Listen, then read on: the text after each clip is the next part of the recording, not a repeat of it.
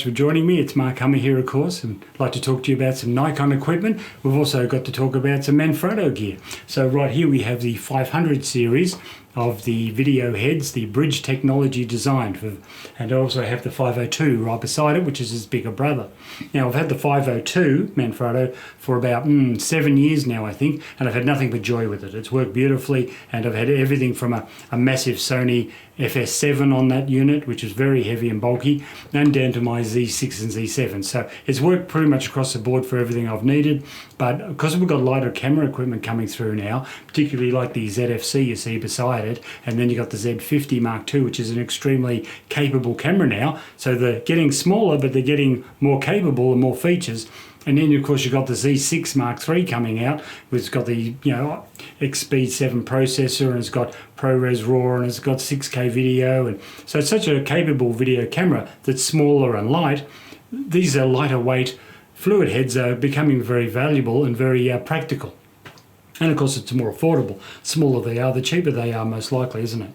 So right now you might be thinking, what's going on with this video quality? Well, it's actually not too bad. I'm using my phone. I'm using my Galaxy S21 mobile phone to film with today, just simply because I'm showing my two cameras that I have currently in the video, so I can't film with them. So please excuse that if it's not quite up to the standard you used to, but at least the sound should be half reasonable. I've got a shotgun microphone elevated above me because I'll be displaying lots of stuff and moving around, and if I have a lav mic or a mic in front of me while I'm displaying multiple gear, I tend to knock them around and make a mess of it. So hopefully the shotgun mic's giving me at least decent quality audio, even if the video quality is a little ordinary. So let's work together with that. I've got good lighting up, some nice ring lights up there in the background there, so they should be projecting on me and making me look half decent. So what we're going to be talking about is this one here initially. So what I might do is just move this bigger unit. I've got it there for comparative and size and functionality. Now you'll see that the Z9 is on the bigger unit, and I have things such as a monitor, I have sound equipment like a microphone, I have a very, very large chunky lens there. It's the 35 to 150 from Tamron, and that's quite a weighty camera. This all weighs about 3 kilograms or more, so that's why you need a bigger unit. The 502 is more appropriate for that sort of weightage. But when we were using something like as simple as a ZFC, or as they say it was a Z50 Mark II or a Z6, then this lighter weight unit is far more practical and better comfortable to bring around. So I'm just going to put the big one aside for a little while there, if I can safely, without making a mess of it. And then what I'll do is I'll bring this one over to me. I'm in quite a confined area here, so please excuse me if I'm feeling a little constrained. So let me get this in nice and tight so I can show you it. I had the handle down so I could fit it against the wall without puncturing the paper there, the rice paper screens. But here we have the ZFC, which is a very, very nice little unit. So I've got that on there. And what I'd like to do is just show you the unit without the camera on it so you can see what's going on. So this is the unit here, and it's very functional, very smooth. Now what are the features it has? Well, the features I like is you've got a little mechanism here which can lock the fluid. So you've got the natural fluid head motion available to you, of course, no problem at all, and it is very fluid and very beautiful. It's got a preset tension to it, so you don't get to really adjust the tension that much, or I should say you don't need to adjust the tension so much, because it's balanced and designed for something between a crop sensor camera and a smaller full frame camera. So something between a ZFC and a Z6 Mark III is where this is in the ballpark of and what it's for. And so if you've got those cameras on it, you don't really need to adjust the tension very much because it's already set exactly for that weightage and that balance. But what you can do is you can adjust this tension knob, and if you only adjust it very gently, it will increase the tension and slow it down a little bit, but without hampering in any way the fluid motion. If you open it right up, then you've got the full potential of the fluidity. So that's a very nice unit to use, and I love it, and I think it works beautifully. So I just want to show you how silky smooth that is. It is very beautiful. Another feature it has, which is interesting, it's a new feature, is that when you are moving the little head around here, this comes out a little bit differently than the previous Manfrotto system. So if I can show you a previous one, here's a Manfrotto system here, and what you'd do is you'd unlock it, get the tension out, and there'd always be a button, and the button would enable you to release and then incorporate it in again and tighten it up. So it had a little button on the side or at the back, and that was okay, but it was just a little bit of a nuisance to fiddle around and find the button wherever it may be.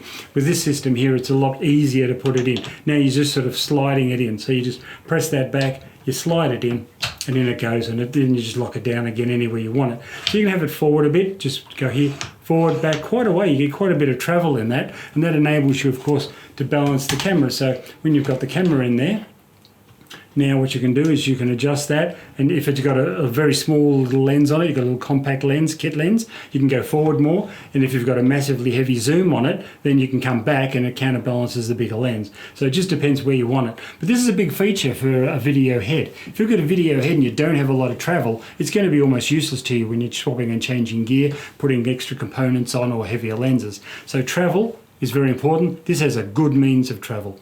Another thing that can aid you in the travel, and I showed you that just a second ago, was this very long extension. So this here is the Manfrotto plate that comes with the Manfrotto system. This is the longest one they have, or at least the longest one I've had. I think it's about 120 mils.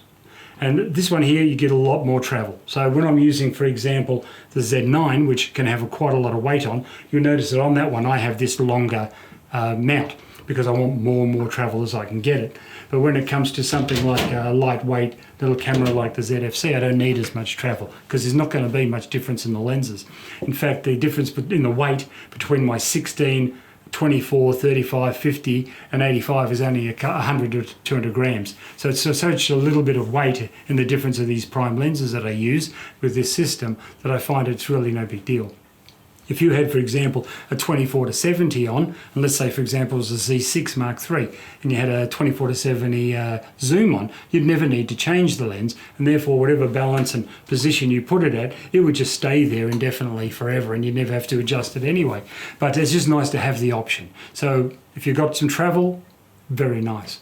You want that indeed. So yeah, it has a nice little arm, so you can get a lot nice, smoothness, and that just helps with your leverage to get it smooth and fluid. You don't have to have the arm. You can just use the head itself, and you still get nice, smooth, silky footage if you found that was a nuisance to you in any way. But because it does fold away, you can just put it down out the way if you want to leave it down, or if you want to remove it completely to put it into a camera bag, yeah, you can do that. It just unscrews and you can get rid of it if you don't want it on. But it is a handy accessory. Again, can you still get smooth video footage out of it? Yes, you can indeed, and you don't even really need the arm.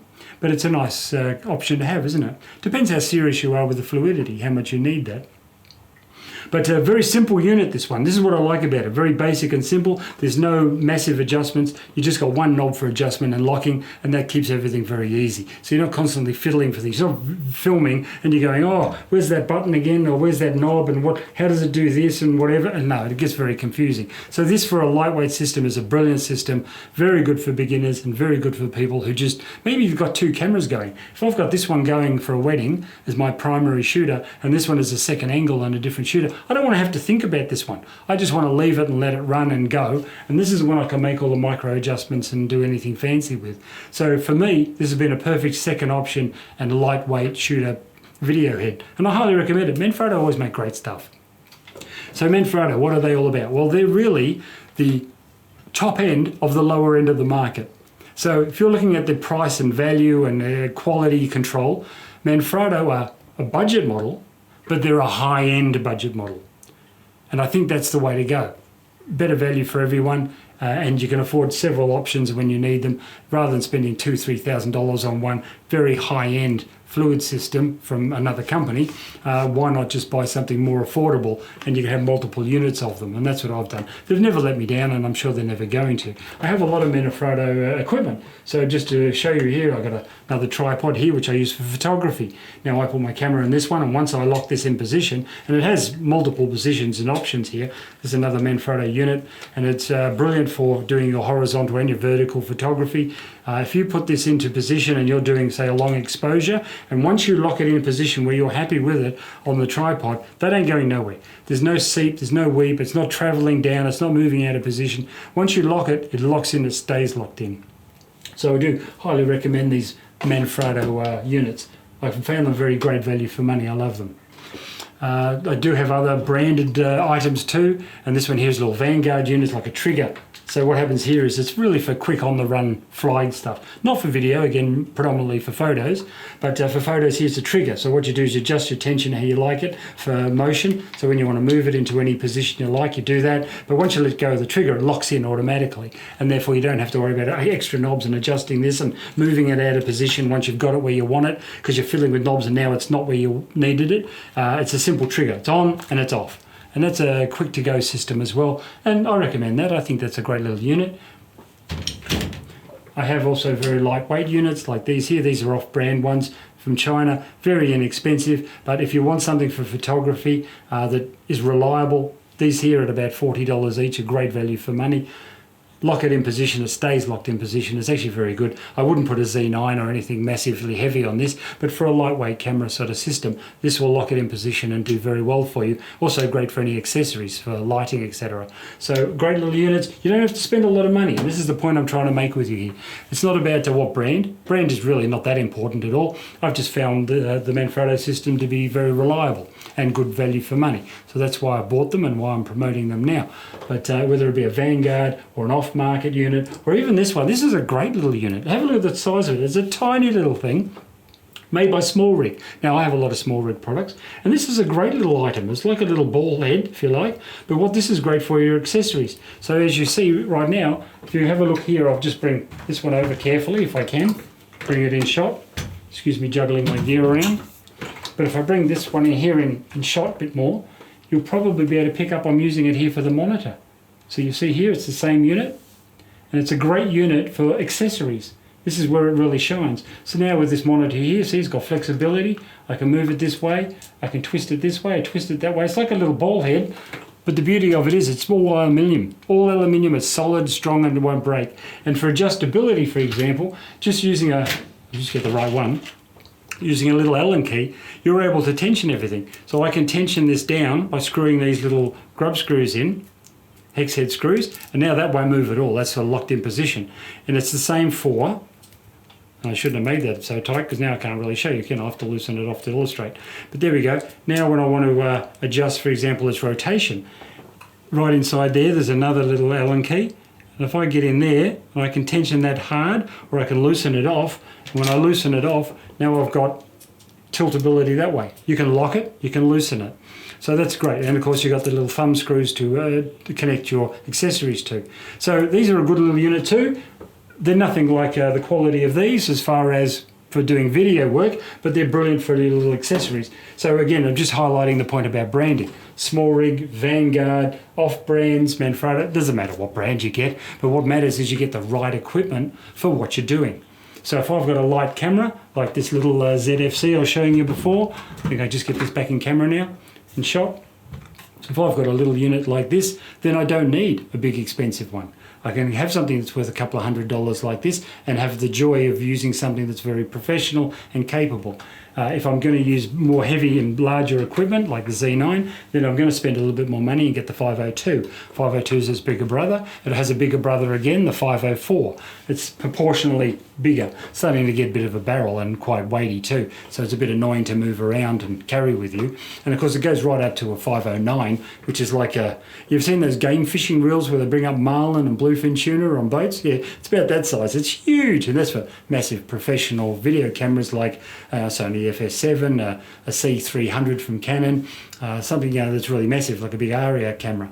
But let's face it, you don't want anything like that. You don't need them. They were great back in the day, 5-10 years ago. You'd have these massive big video cameras and they cost you like an arm and a leg, 10-20 grand. Why did you buy them? Because that's the only way you could get your 4K or your high frame rates.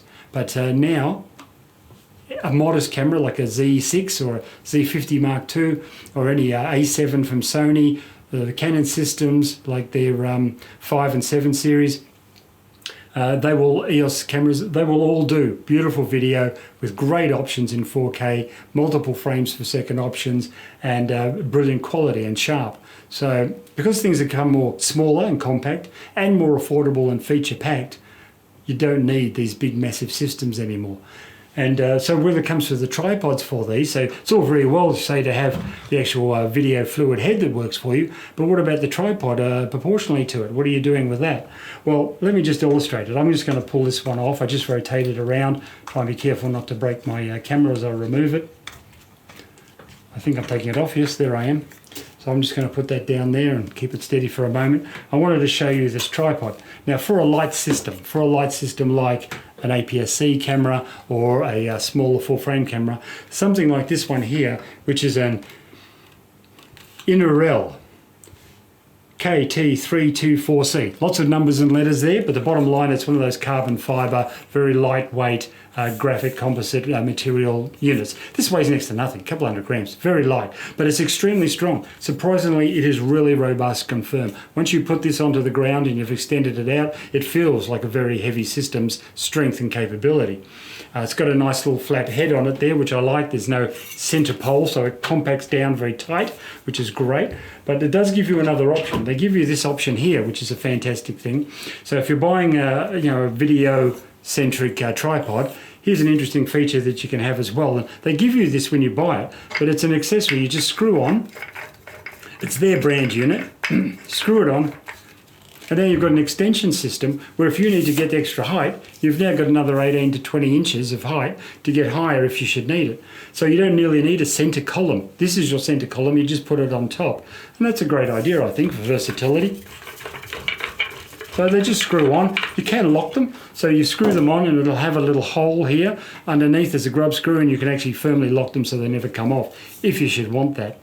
But that's a great little tripod too, and I highly recommend getting something lightweight when you've got a lightweight camera. These accessories are brilliant. You know how many of these I've got? I've got about 8 of these for various different uses. I'll just show you a few. You might have seen them on the bench here, but I'm just going to put them on the bench just to prove what I'm talking about. I've got more in the cupboard, but this is more than enough to show you. But what do I like about these little extension poles? Well, they're marvellous and easy to put together. With a few Arco Swiss plates as well, all you have to do is give a quick screw there like that, and you can connect them up.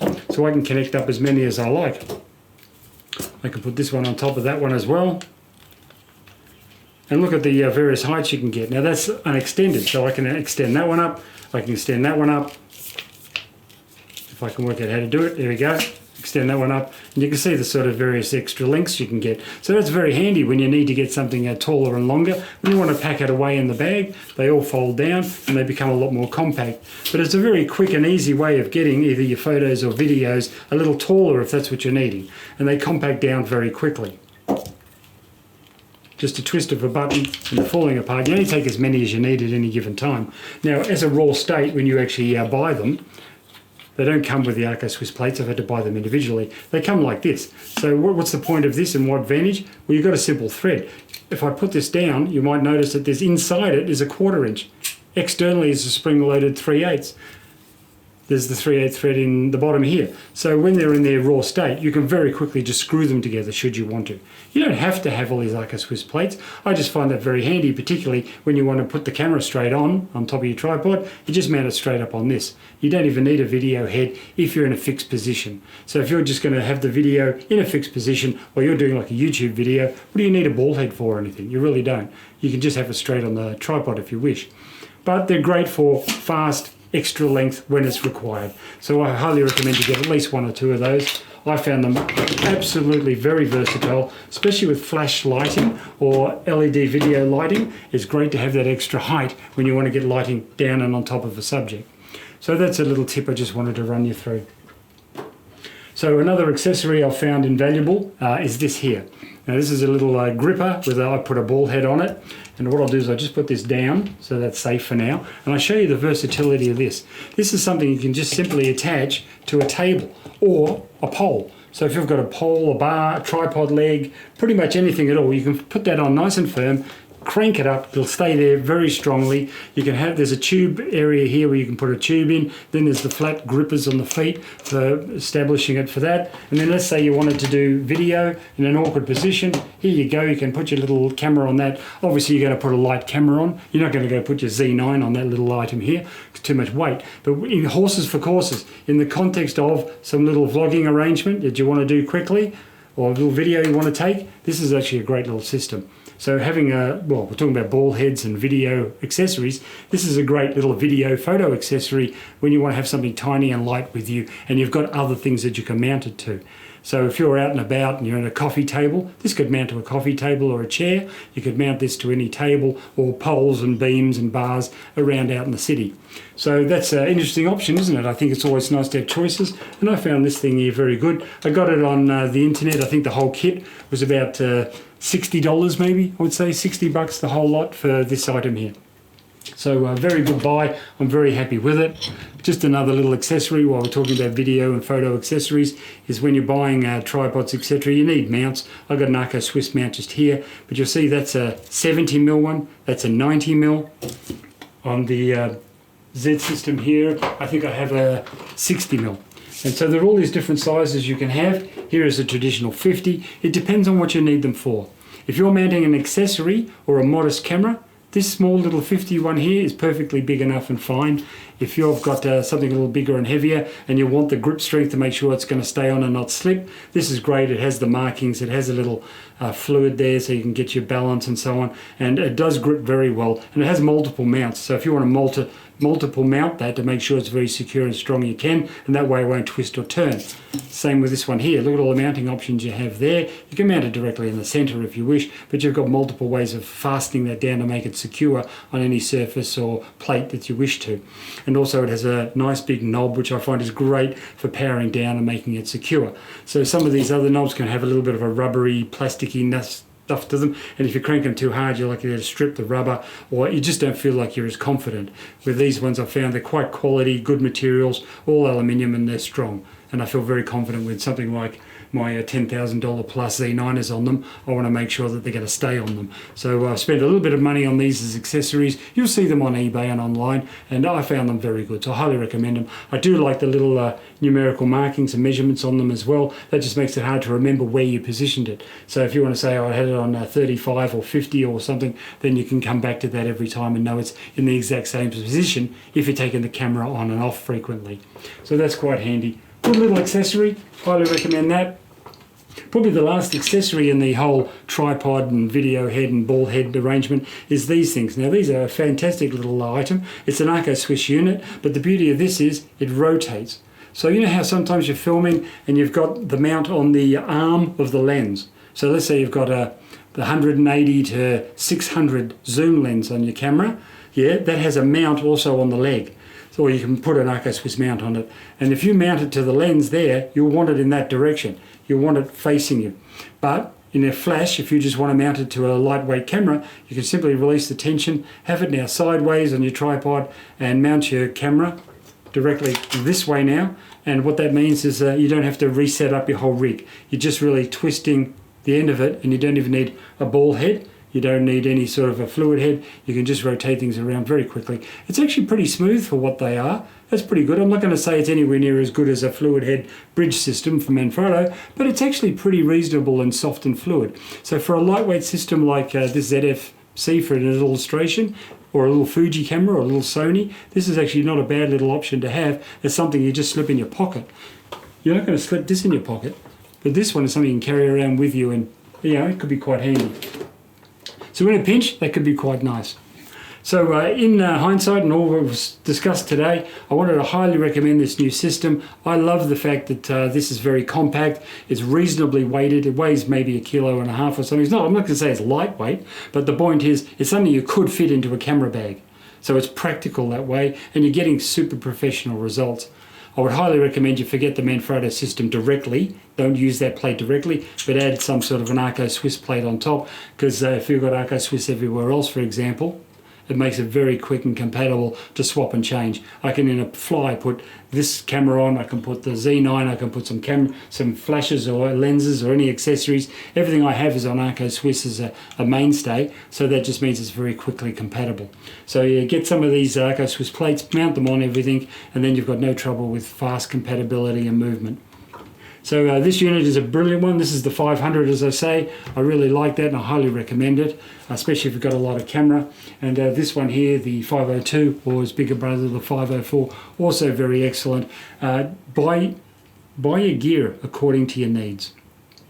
You know, if you're doing some home family videos, doing the odd little shoot and you know, music video or something for some friends, then something lightweight like this is perfect. As a second shooter is what I use it for in my situation. So if I'm doing a music video, I'm doing a wedding video, I'm doing maybe an event photography or videography setup, I'll use this as the second shooter. So I'll have this big setup here where I can do everything professionally. I've got zoom, I've got all sorts of options available for me, so I know it's unlimited in its capability. When I just need a second angle or second shooter, but I may need to move it and have a bit of fluidity on occasion, this is an excellent unit for me, and that's my purpose. So that may not be yours. You might use this as a primary unit. If you did, you wouldn't be disappointed. It is a great little unit. But for me, it's a second shooter unit, which this camera is what I use as a second shooter. Primary unit is this. I need the 502 as a minimum because this is over 3 kilos of weight, where this is, 1 kilo. So horses for courses. Don't be shy to try something new. I've tried something new and I'm very pleased with it, and I highly recommend it for you guys too. One other thing I just wanted to bring out, and I can't recall if I've said it, so I'll just talk about it right now very briefly so I don't bore you too much. But a little detail was on this unit here. I have these Vanguard Actus tripods. This Z9 is on an Actus Vanguard tripod too. This is the 283AT, just a whole lot of numbers, but it's a very heavy unit. This is a couple of kilos. I bought it specifically because it's heavy. It gives good counterbalance. So if you've got a big heavy camera and gear on and accessories, you need a big heavy tripod. I don't use those multiple stage video tripods because I don't find them versatile. I want to use a tripod, I want to use it for video, and I want to be able to use it for photos at a whim. So having a heavy gauge aluminium tripod just means, for me anyway, with video, this is going to be very versatile. Some of the things I like about it, apart from its strength and rigidity and the fact it has good counterbalance, because it has weight, you've not got all your weight up high, there's weight down low in the actual tripod itself, so I don't need to put counterbalance on it necessarily. But the good thing about it here is, if I can just illustrate this point, notice the little notches on the legs, and you'll see that it has all the numbers. Well, it just means that if you're on a good flat surface and you want to remember exactly that it's straight and perfect, you just allocate all the numbers. So you can have, you know, up a level 4 here and 4 there and 4 all around, because they all have numbers on them. And you can make sure it matches perfectly and it's perfectly flat every time. You can have confidence. So that's just a nice little touch. Makes for your day just a little bit easier when the leg length is numerical and numbered. So they're a good heavy unit, and I highly recommend those ones. You may want a nice lightweight carbon fibre system. That's okay as well. Just bring some counterweights with you. So if you're going to use a big heavy unit like this, you're going to, if you have a lightweight tripod, you're going to need some extra counterbalance. So you can use either your camera bag, if you already have that with you, might have a few lenses and equipment in it, or bring some sandbags or some steel weights if you're doing video, to make sure that you're nice and stable and the weight overall is well balanced. If you've got 3 kilos on top, you want 4 kilos down below. You don't want a 1 kilo tripod and a 4 kilo camera setup, because you know what's going to happen, don't you? As soon as you bump that thing, bam! So make sure you have the proper counterweight. So you buy things according to your needs and your situation. I'm just showing you some of the stuff I've got recently, and I'm very happy with it.